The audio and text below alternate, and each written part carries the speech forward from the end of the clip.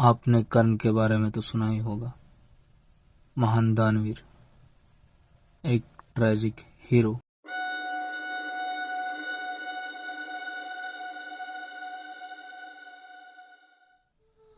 पर क्या आपने कभी उसके माइंड में घुसकर देखा है? उसके साइकोलॉजिकल वुंड्स को, उसके मेंटल डीमंस को।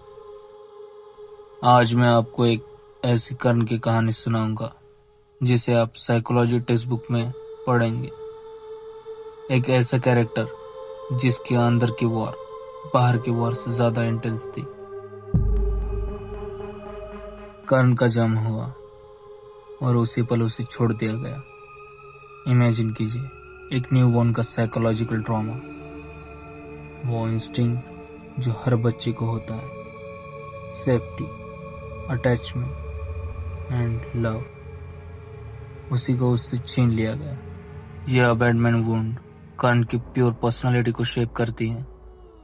साइकोलॉजी के हिसाब से अबैंडनमेंट ट्रॉमा से गुजरे हुए लोग कांस्टेंट अप्रूवल की तलाश करते हैं, खुद को प्रूव करना चाहते हैं, डीप डाउन खुद को अनवर्दी समझते हैं। आपके मन में कभी ये सवाल आया है कि कर्ण डोनेशन क्यों करता था?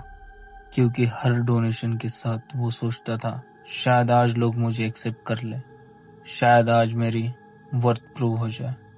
ये सुनने में अजीब लगता है, लेकिन ये था उसका साइकोलॉजिकल कंपनसेशन मैकेनिज्म। 5000 साल पहले कर्ण को लाइफ टाइम इम्पोस्टर सिंड्रोम से फाइट करना पड़ा। वो सोचता था, क्या मैं झूठ बोल रहा हूँ? क्या मैं जो हूँ वो नहीं हूँ? मॉडर्न साइकोलॉजी में इसे इम्पोस्टर फिनोमेनन कहते हैं।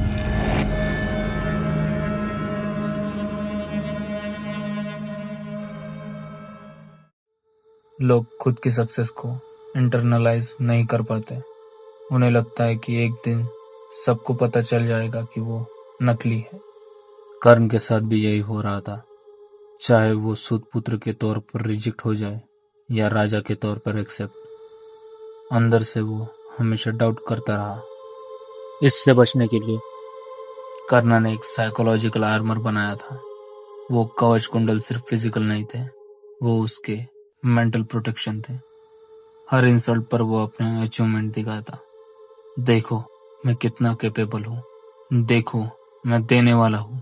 पर यह आर्मर उसकी वीकनेस बनी, क्योंकि जब कृष्णा ने उसे साइकोलॉजिकल वॉरफेयर में एक्सपोज किया तो वो आर्मर उतर गया और अंदर ही वो वही वाउंडेड बच्चा था जो 5 साल की उम्र से चिल्ला रहा था कि कोई तो मुझे एक्सेप्ट कर लो।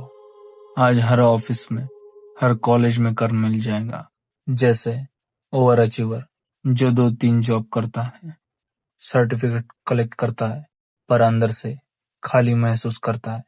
द पीपल प्लीजर जो हर किसी की हेल्प करता है, पर एक्चुअली वो वैलिडेशन कलेक्ट कर रहा होता है।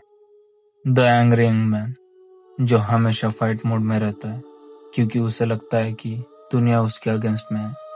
इन सब के पीछे एक ही साइकोलॉजिकल पैटर्न है, चाइल्डहुड वुंड्स, जो अडल्ट होने के बाद भी ब्लीड कर रहा है। पर कर्ण की स्टोरी ट्रेजिक क्यों है? क्योंकि उसने अपने साइकोलॉजिकल पैटर्न को रिकॉग्नाइज नहीं किया।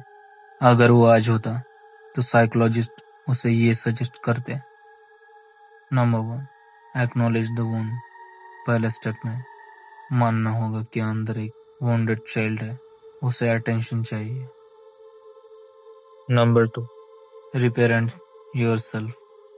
जो लव आपको चाइल्डहुड में नहीं मिला वो आप खुद को दे, सेल्फ कंपैशन डेवलप करें। तीसरा, ब्रेक द पैटर्न। हर बार जब आप ओवर अचीव करें, सोचे, क्या मैं खुद के लिए कर रहा हूँ या वैलिडेशन के लिए? चौथा, फाइंड योर ट्रू आइडेंटिटी। कर्ण को पता था कि वो कुंती का बेटा है, पर उसने उसे एक्सेप्ट नहीं किया। आपको भी अपनी ट्रू आइडेंटिटी एक्सेप्ट करनी होगी। कर्ण की कहानी ट्रेजिक थी, पर आपकी कहानी ट्रेजिक हो ये जरूरी नहीं है।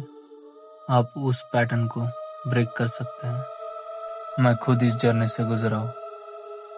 मैंने भी लोगों को इम्प्रेस करना छोड़कर खुद को अंडरस्टैंड करना शुरू कर दिया, और ऐसा करते हुए मुझे पता चला कि validation from outside is temporary, self worth from inside is permanent, your past doesn't define you, your awareness can transform you. Karna warriors में ग्रेटेस्ट था, पर वो अपने माइंड के वॉर में हार गया। आप ना हारे, आपके अंदर वो स्ट्रेंथ है जो कर्ण के पास नहीं थी। साइकोलॉजिकल अवेयरनेस, उसे यूज करें, अपने डीमंस को फेस करें, उनसे बातें करें, उन्हें अंडरस्टैंड करें, क्योंकि जब आप अपने इनर वर्ल्ड को समझ लेते हैं तब आप आउटर वर्ल्ड को कॉन्कर कर सकते हैं। अगर आपको भी लगता है कि आप भी किसी साइकोलॉजिकल पैटर्न में फंसे हुए हैं तो इस वीडियो को शेयर करें, कमेंट में माय पैटर्न लिख के बताएं आप कैसे फील करते हैं।